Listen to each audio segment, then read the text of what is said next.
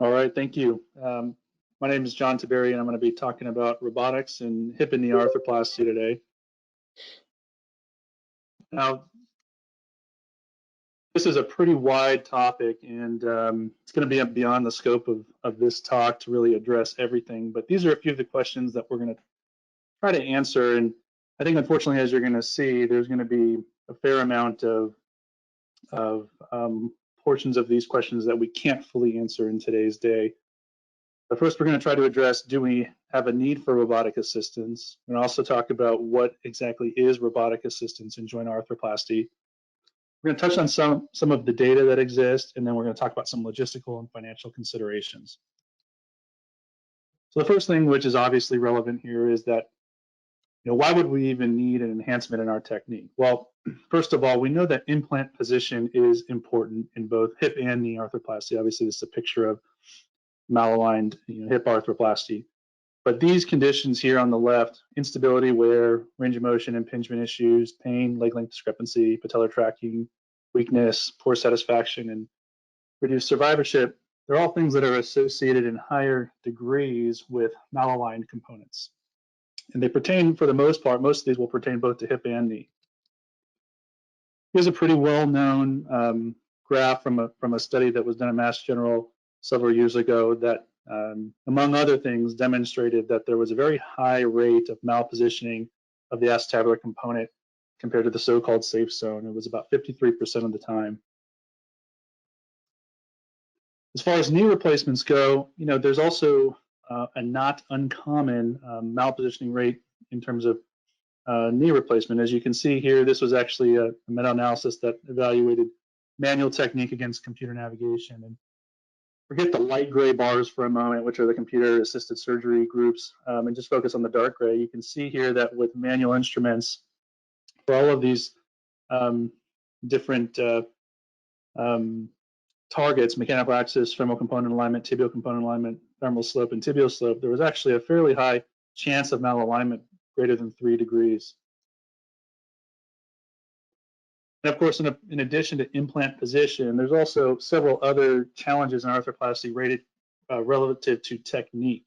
Of course, soft tissue balance, and this is very commonly discussed with knee arthroplasty, especially as it pertains to medial and lateral balance, but also anterior posterior balance as well, and then also a soft tissue balance in hip arthroplasty, which mostly translates into limb length and offset issues.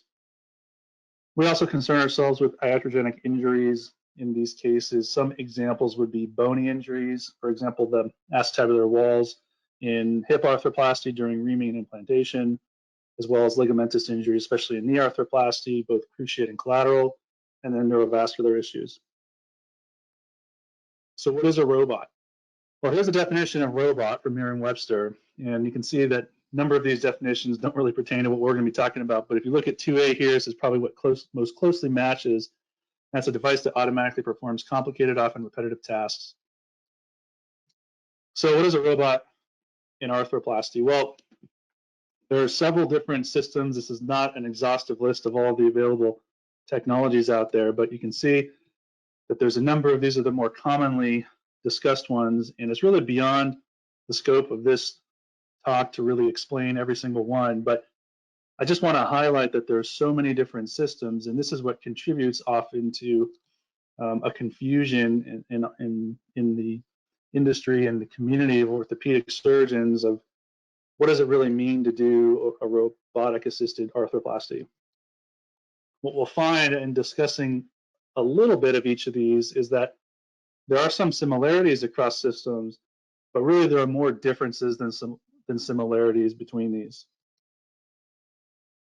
I think it's worth discussing computer navigation. The reason being is that this is really somewhat of the foundation for robotic assistance. Many of these robotic systems have a foundation of computer navigation, and they include most often some type of camera or sensor-based communication between the surgeon and the system, as well as the native anatomy in the system. There's usually a component of surgeon registration of the anatomy. And then the robotic systems are usually going to offer some type of intraoperative guidance and feedback, which is different from what computer navigation had done previously. So is navigation effective? Well, it's kind of a complicated answer to that question. There's quite a wide breadth of data on this topic, but if you analyze the data, it seems to support that there are some benefits to navigation over conventional technique in terms of restoration of limb length and hip replacement, as well as knee alignment and knee replacement. But there were also some limitations in terms of cost, increased time, and some issues relating registration and accuracy of navigation. We're going to talk about this as it pertains to whether this is founded on image basis or not, but most of the traditional navigation systems didn't have any image basis. So if a surgeon made an error with registration of the anatomy, that could translate into a big error in terms of the result of the component placement. Common areas where this was seen was with acetabular orientation, because it was often found to be relatively easy to make a mistake in registering the patient's pelvis. And then on the knee replacement side, one of the most difficult things to register was the transepicondylar axis, because identifying the precise location of the condyles could be difficult, and this would obviously translate into potential error for femoral rotation. So the real question that we have today is, can robotic-assisted arthroplasty be better? So I touched on there were some similarities. It's not an exhaustive list of the similarities, but most of these systems have some basis on navigation, like I mentioned previously. There's a component of registration of anatomy on the surgeon part, and then some level of execution assistance. A lot more differences than similarities. Again, this is not a complete list, but some of the systems are based on image. For example, CT scan. Some of them are not. There's pros and cons to both types. Some of the systems will have boundary constraints in terms of the bone preparation component of the procedure. Some systems are autonomous, meaning able to carry out the task without direct manipulation by the surgeon, while others are not. There's obviously three types of procedures that we're talking about in arthroplasty: uni-compartmental knee, and total hip. Certain systems are applicable to 1, 2, or 3 of these procedures. There's a varying level of bone preparation assistance versus implantation of component assistance versus both, and big differences in costs and portability.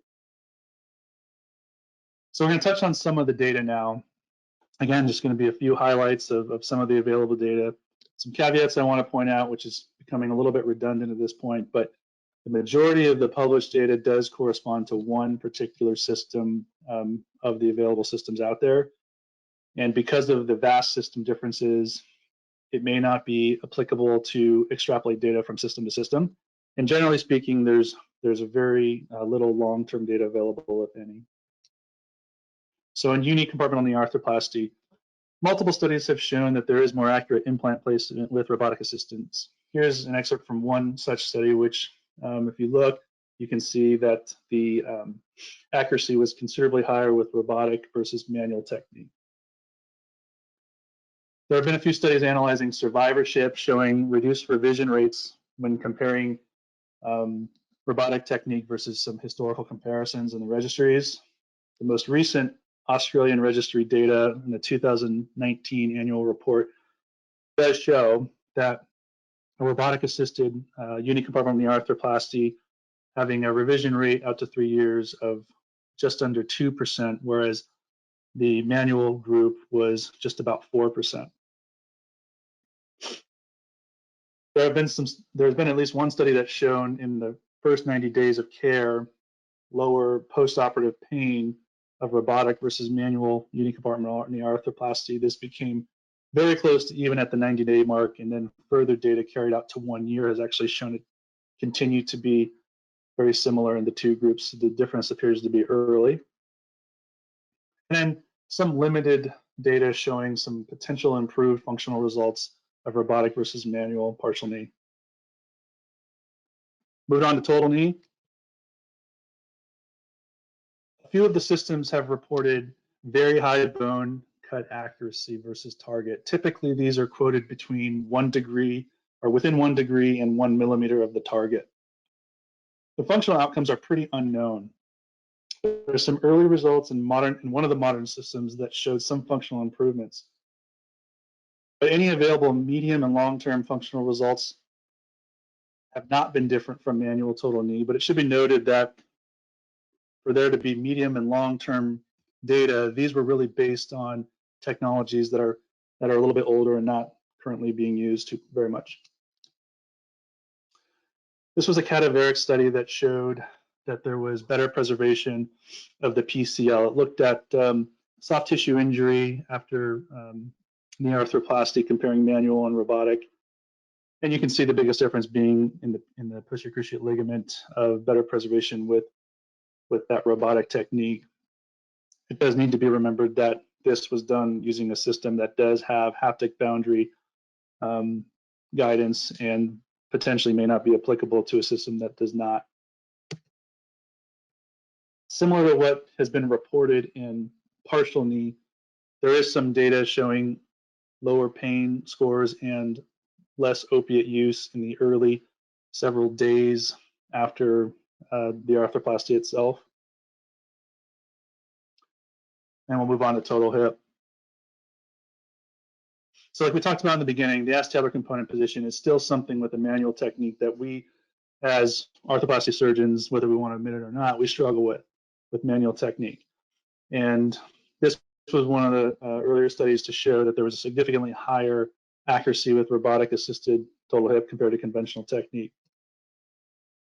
Here's another nice study because it compares 3 arms. I think for the purposes of our discussion today, I'd ask you just to forget about the surgical approach, but if you look at the 3 groups, manual versus fluoroscopic versus robotic, I think this is a really nice study because it does compare robotic not just to conventional manual technique, but also X-ray guidance. And what was seen in this study was accuracy rates located within the safe zones of 76%, 84%, and then 97%, showing that obviously the robotic group was the highest level of accuracy. The functional outcomes, however, have been quite mixed. There have been a number of studies that have demonstrated really no significant improvement in early functional outcome scores.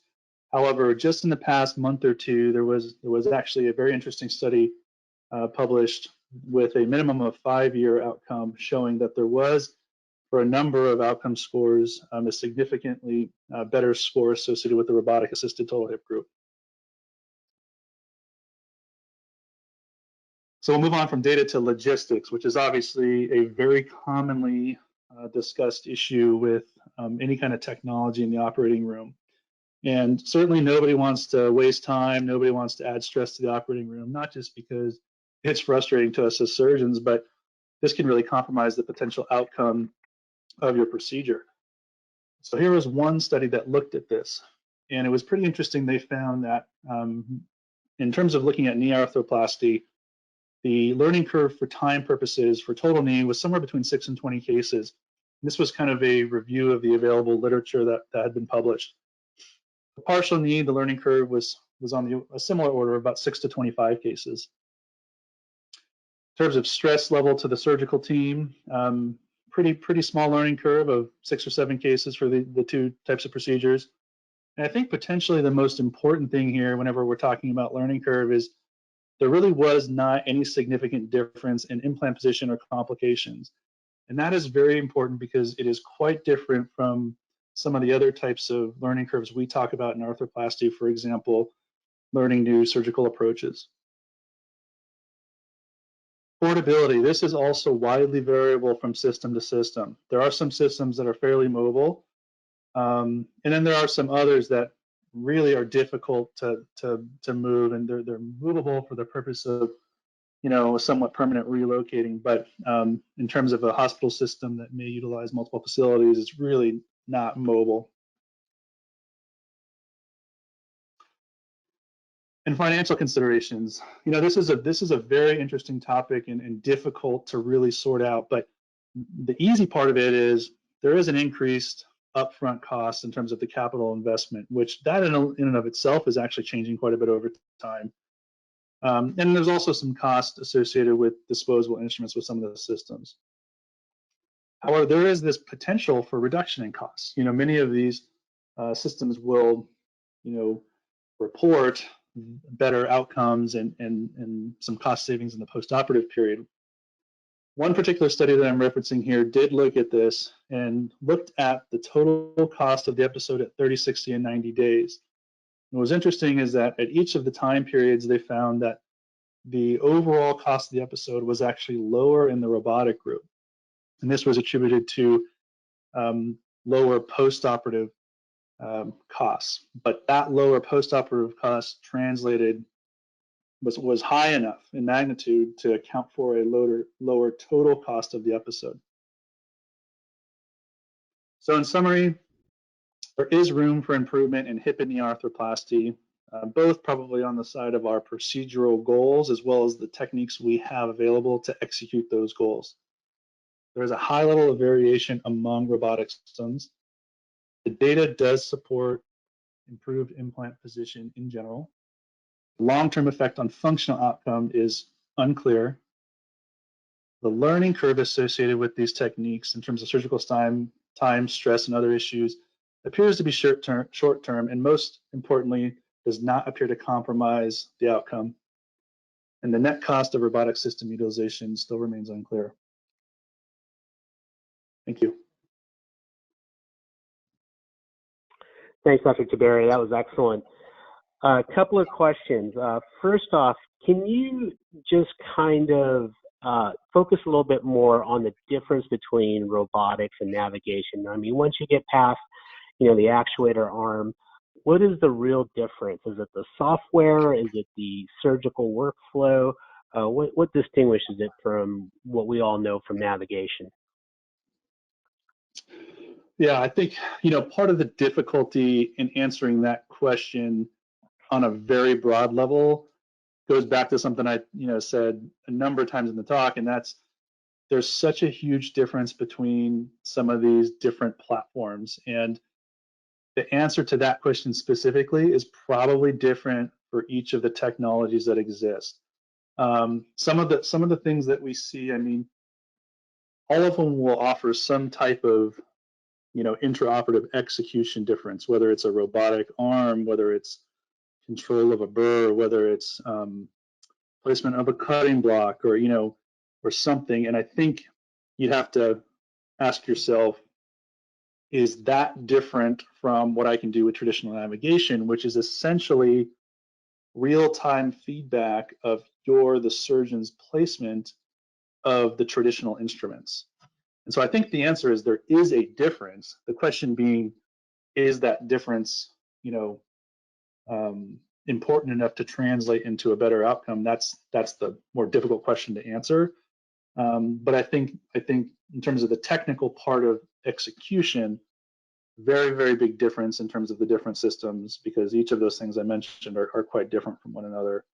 The other thing that I think is different is some of these systems will utilize, as part of the planning and therefore the registration of the anatomy intra-op, a foundation of image basis, and I think that is different from traditionally image free navigation. And on one hand, there are some downsides to imaging. There's, with X-ray technology and CT, there's radiation exposure. There's also some cost associated with it. On the other side, one of the historical concerns about navigation that's not image-based is, what if the surgeon makes a mistake in registration? Adding the image to the overall process, in theory, does reduce the potential for inaccurate registration, leading to inaccurate results. Excellent. And tell us a little bit about the impact on your SPD. A lot of us struggle with, our SPDs, just causing delays during our day. Getting away from standard instrumentation, have you noticed that you've gained efficiencies by going to robotics? Well, I certainly use in my procedures fewer traditional instruments than I did before. I mean, there's no question about that. So in theory, you could say that that's a that's a benefit to SPD in terms of having to turn around and process, potentially fewer instruments. The alternative would be there's some new components and trays for them to get used to. To be honest, overall, I think it's been pretty neutral. I do think that with some of these technologies, there is a huge opportunity to really, really streamline what you need for each case. I haven't gone extreme on that end personally, and I do think it's worth mentioning that depending on what system you're using, there could potentially be some,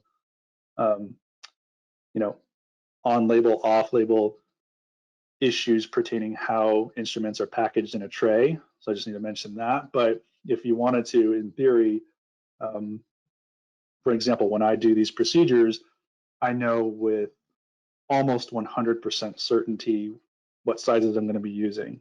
And if you included one size above and below what my plan is, it would be basically 100%. So as you can imagine, you really could cut back on what you need to have available for each case. Yeah, from the inventory side, and especially if you're working in ASCs, it may have some tremendous benefits there. Thank you for sharing your experience with us.